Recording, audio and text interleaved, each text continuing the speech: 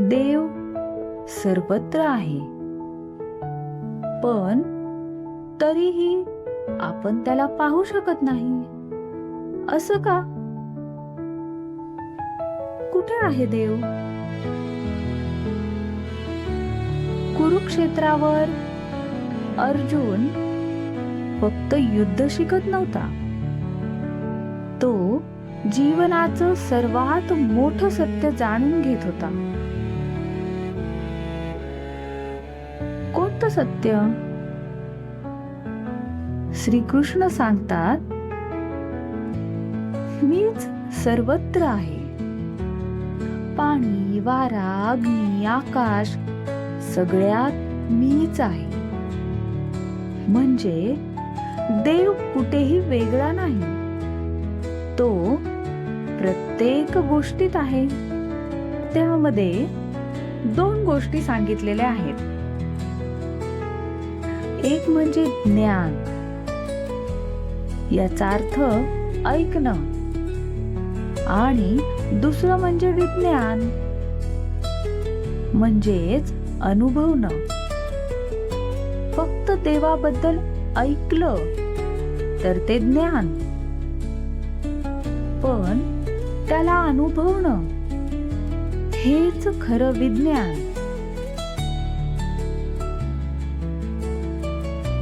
ज्ञान आणि विज्ञान म्हणजेच देवाबद्दल आपण केवळ ऐकतो, पण जेव्हा ते अनुभवतो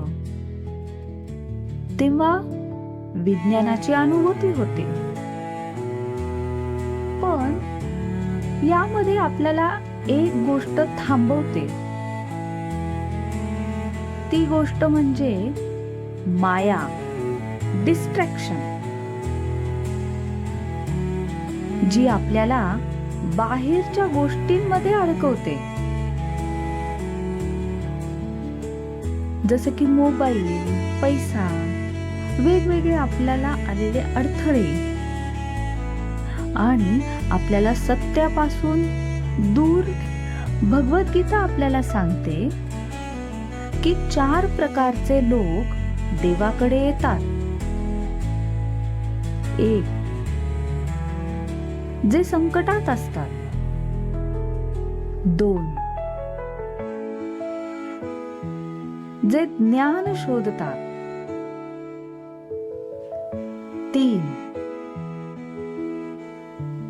जे इच्छा पूर्ण करणारे असतात, इच्छा पूर्तीकडे आलेले असतात. आणि 4. ज्ञानी लोक. यामध्ये सर्वात श्रेष्ठ कोण असतील तर ते ज्ञानी आहेत.